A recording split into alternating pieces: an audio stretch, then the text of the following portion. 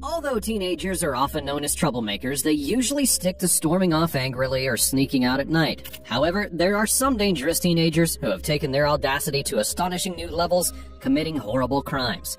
Join us as we have a look at the top 15 dangerous teenagers reacting to life in prison. Number 1. Damon Kemp. Damon Kemp, a 19-year-old who was accused of taking the lives of his teenage companions, was imprisoned with no hope of freedom. Kemp's response as he was brought into the courtroom for his bond hearing was nothing short of spectacular, generating concern amongst the victim's relatives. The courtroom was tense and tears were seen in the eyes of friends and family members who had been impacted by this awful tragedy. Narissa Carter, who was sitting in the front row, was overtaken with emotion as she lamented the end of her 19-year-old son, Trey Ingram's life, who had been cruelly slain.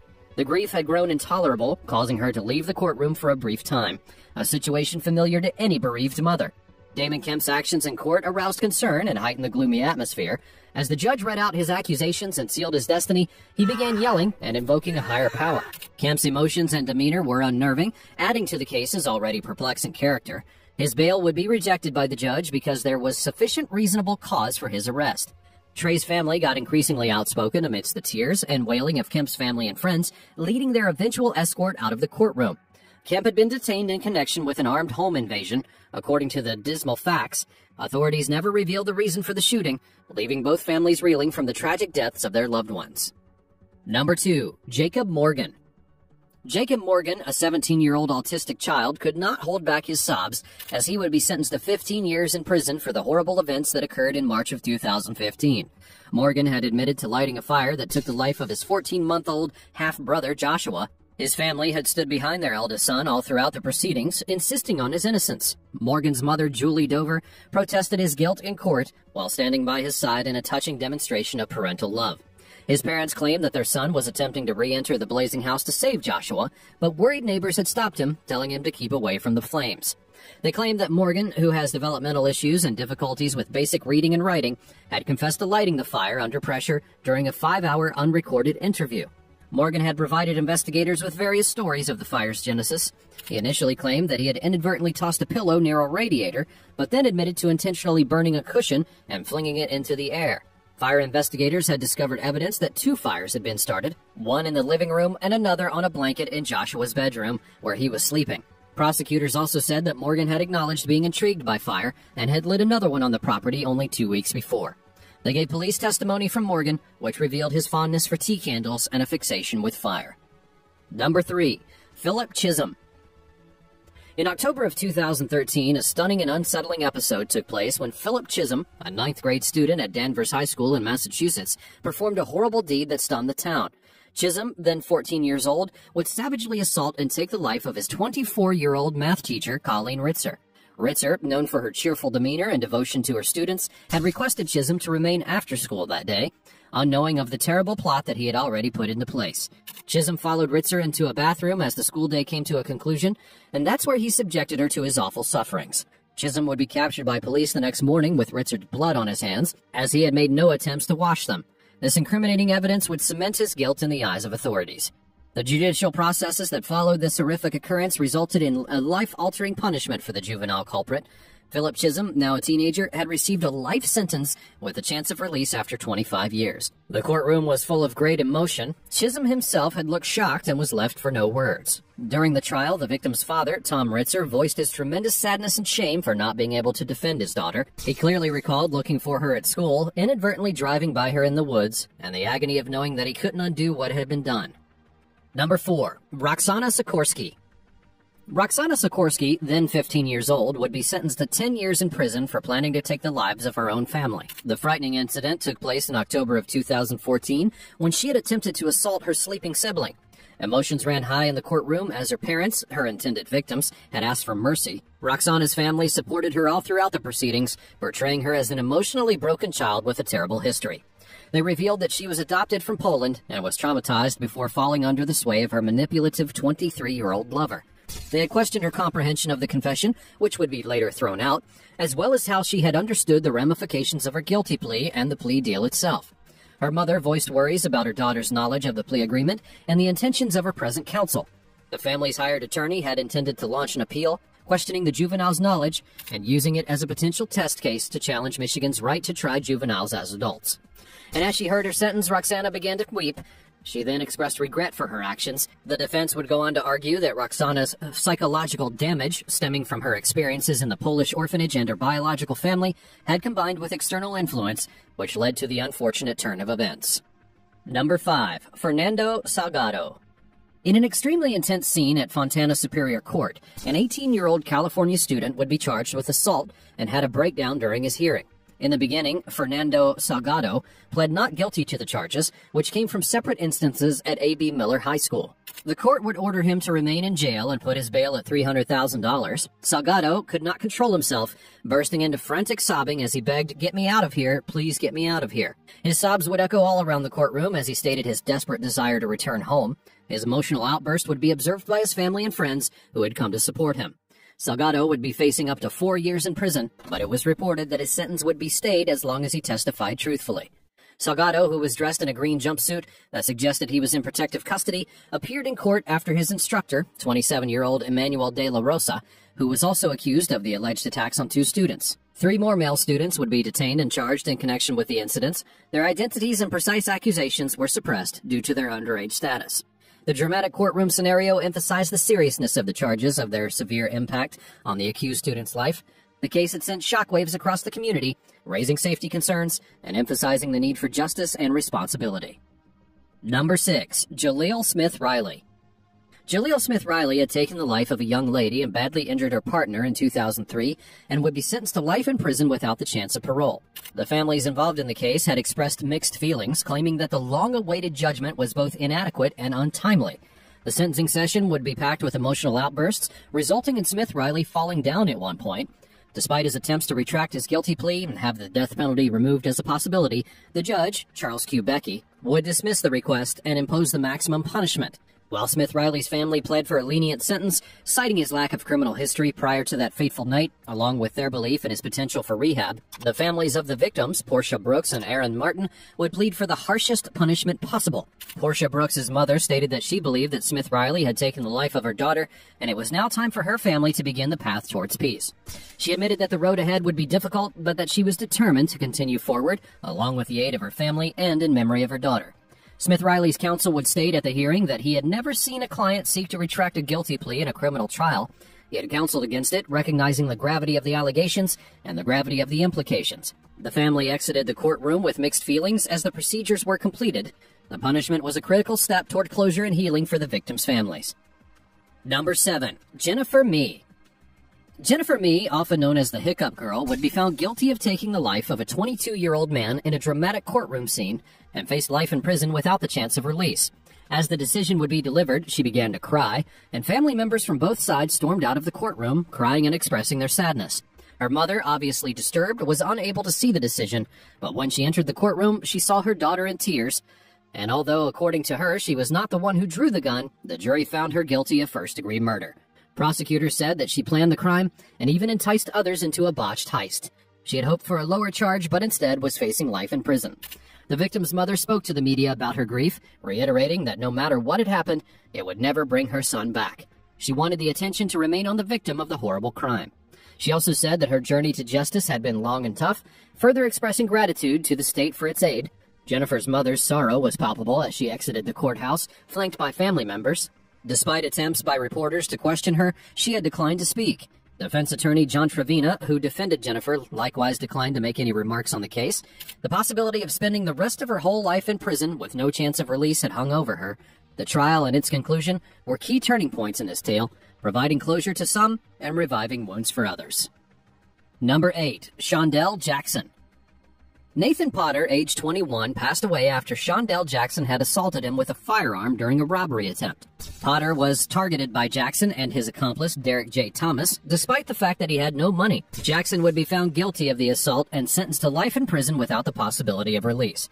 After the sentencing would be announced, deputies and a police detective had to pull Jackson to the ground, pepper spray him, and carry him away as he yelled obscenities at the Milwaukee County Circuit Judge Rebecca DeLotte.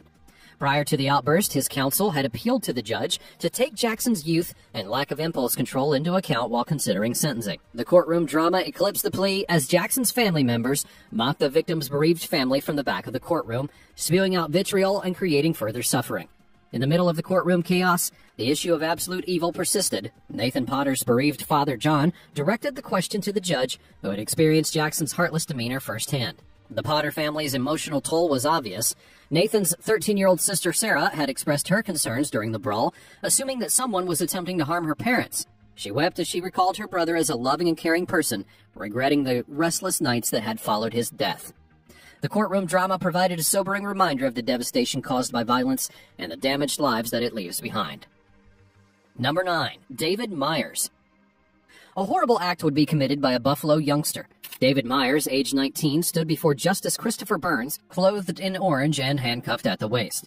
His attorney would state that Myers was cooperative, providing a full confession to the police detectives. Myers pled guilty to the most serious charges of second-degree arson and confessed that he had taken the life of 52-year-old Brian Dominic, setting fire to his South Buffalo home.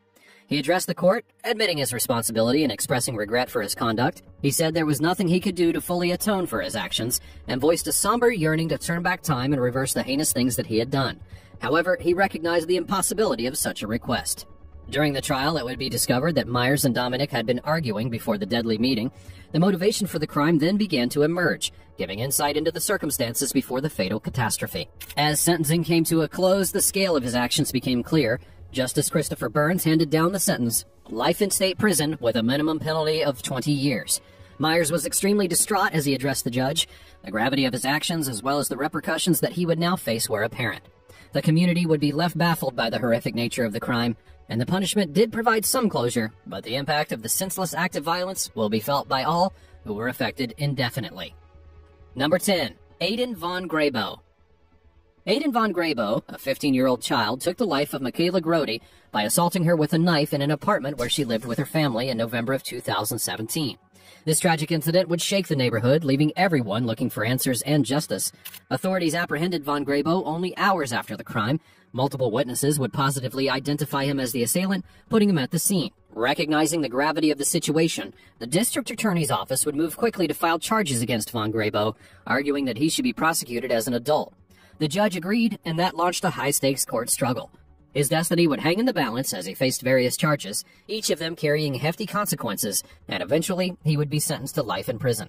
In an unexpected turn of events, Von Grabo's legal team would embark on an innovative defense approach, blaming an unlikely suspect: Accutane, a potent acne treatment.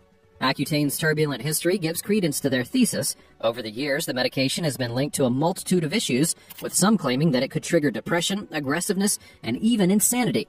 However, using Accutane as a defense in his case did not work out, and all throughout the trial, Von Grabo displayed very little remorse for his actions. His demeanor exhibited more fear of the impending sentence than genuine remorse for the life that he had taken. Number 11. Gavin Ramsey. A hunt for answers in Wadsworth, Ohio would lead to a tragic discovery. Howard Leisure examined his 98-year-old aunt's home in April of 2018, seeking to unearth clues regarding her whereabouts. A shiver would rush down his spine as he unlocked the closet in search of his aunt's cherished shoes, and inside, Margaret Douglas's dead body would be found connected to a single shoe. Ramsey would be convicted of strangling Douglas in January of 2019, a crime that would forever taint that quiet neighborhood. Recognizing the gravity of his conduct, the court sentenced him to life in prison without the prospect of release. When he had heard his sentence, his eyes welled up with tears, and he began to bite his jaw out of nervousness. The Douglas family consented to take part in the event in order to bring attention to pending legislation at the time. They sought to raise awareness about the elimination of life in prison without the possibility of release for teenagers who are guilty of major offenses, but unfortunately those efforts were for naught because the act was passed. Wadsworth Police Chief Randy Rinke called the Douglas case the most horrible crime he had ever seen and witnessed in his 28-year tenure. He couldn't fathom the wickedness that would inspire Ramsey to commit such a horrific crime and characterized it as a mysterious darkness, a terrifying force that gripped a young man's spirit. Gavin's mother, Christine, would recount her son's mental health difficulties and her efforts to seek aid through counseling and medicine during the trial. Ramsey had alarmingly described his objectives in a notebook, and so she believed her aunt was only a warm-up for possible future victims. Number 12. Raceland Martin. 17-year-old Raceland Martin went before Superior Court Judge James Ammons in Cumberland County because he took the life of his grandfather, Joseph Emmett Nulty. This horrible action, committed with a hatchet, stunned the entire town. Martin had accepted responsibility for his crimes and pleaded guilty to first-degree murder. Despite the fact that he was a juvenile at the time of the crime, prosecutors chose to try him as an adult in court to seek justice for his horrible deeds. Given the facts, the judge had power to impose a mandatory life sentence without the possibility of release. However, understanding the defendant's age at the time, being 17, he elected to allow him parole after 25 years. During sentencing, Martin, clearly bound and overcome with grief, sobbed as prosecutors brutally revealed the degree of his grandfather's injuries. The courtroom would be full of astonishment and fear. Martin began to shiver as he lifted a cup to sip some water. The defense counsel would try to portray a distressing picture of neglect and instability in an attempt to shed light on familial relationships. Martin's parents would be accused of abandoning him for years, forcing him to fend for himself. The young child would seek consolation in gloomy books and serial criminal stories, which he integrated into his homeschooling education. His immaturity, mental instability, and peer pressure all played key roles in his conduct, according to his defense. As the procedures in court would make progress, it became clear that the dynamics inside of the family played a key role in the tragedy. And finally, the judge imposed a sentence that weighed the gravity of the offense against the defendant's age at the time. Number 13. Conrad Schaefer. Conrad Schaefer experienced the repercussions of his conduct when he was sentenced to life in prison at the age of 18. He was involved in the heinous incidents that took the lives of 2 innocent people in 2013. The sad chain of events began when Schaefer tragically shot David Guerrero, who was innocently on his way to catch a bus to work. The brutality didn't end there, though. Schaefer then went on to commit a home invasion with 3 other friends, and it was there that his actions became even more heinous as he took the life of another individual. Schaefer entered a plea of guilty, paving the way for his punishment. Although he had faced up to 40 years in prison, the judge imposed an even harsher sentence, 2 consecutive life sentences. Schaefer issued a pathetic apology to the relatives of his victims in the courtroom, who were overwhelmed with tears. He expressed contrition for his actions, acknowledging the wrongness. However, in the eyes of the victims' families, his apology would fall short, leaving them with an inexplicable hole that could never be filled. The victim's aunt would voice her own sadness, wishing for a moment when Schaefer could genuinely comprehend the suffering that he had caused. Prosecutor Jeff Ashton reiterated the family's comments, emphasizing the need to keep Schaefer locked up in order to safeguard the community. As the weight of the punishment fell upon him, Schaefer lowered his head, plainly stunned and overwhelmed with guilt. Investigators would discover that Schaefer had gotten his father to buy him a rifle and ammunition. Testimony from his mother would emphasize his early problems with leukemia, implying that it had hardened him and increased his temper throughout his formative years. While his father suffered legal penalties for his involvement, including jail time and probation, it would be Conrad Schaefer who eventually paid the ultimate price. Number 14. Shanita Cunningham. Shanita Cunningham and her accomplice, Erica Butts, bore the repercussions of their horrible crimes that took the life of a child, Serenity Richardson. Their life sentences left no question about the gravity of their crimes. As the details of Serenity's horrific story would emerge, the courtroom would fall silent. Butts and Cunningham had subjected Serenity to acts of brutality, and an assistant managing solicitor, Elizabeth Gordon, was at a loss for words. During the trial, it was discovered that the incident took place over a 2-week period. According to the criminals, the reason for the assault was Serenity's toilet accident. However, the extent of the victim's injury demonstrated that the pair were fully aware of the result of their actions. They began to hyperventilate and collapse to the floor shortly after being sentenced to life in prison, with family members crying out in pain. Both of the criminals had to be escorted out of the courtroom. Elizabeth Gordon, the seasoned prosecutor, having watched several atrocities against vulnerable people, declared this to be the worst one that she had ever witnessed. The punishment of life in prison conveyed a clear message that such horrible crimes would never go unpunished. Number 15. Dylan Shoemaker. Dylan Shoemaker, 16 years old at the time, would be given the responsibility for his girlfriend's 2 small sons while she worked a night shift at a nearby restaurant. As the evening progressed, an unspeakable nightmare would unfold within the walls of their humble home. Shoemaker took the life of his girlfriend's child, Austin, who was about to celebrate his 2nd birthday. He would be arrested and brought to court, and the trial that followed showed a complicated web of emotion. When Shoemaker would be charged with 2nd degree, he continued staring at the walls, kicking his feet and sobbing loudly, as he never intended to harm Austin, whom he had professed to loving greatly. However, the tears, an attempt to sway the jury's feelings, had failed to persuade State Supreme Court Justice M. William Bowler. Bowler had called him a manipulator and deceiver who would face a consequence of his conduct in a stinging rebuke. The punishment would be handed down, 25 years to life in prison. However, justice may take unforeseen twists and turns. In February of 2016, the Court of Appeals would issue an unpopular judgment in order to reduce his sentence to 18 years to life. providing some hope for his eventual freedom. However, even if released, the state's careful eye will stay fixated on him, ensuring that he remains under control. Dylan Shoemaker, now 26 years old, has been imprisoned for 9 years and considers the weight of his actions and their irreparable harm wrought while confined in the intimidating walls of the Clinton Correctional Facility in New York. What do you think about these teenage criminals and the sentences they were given? Let me know about it in the comments below. Be sure to like this video and subscribe to the channel for more like it in the future, and I'll see you next time.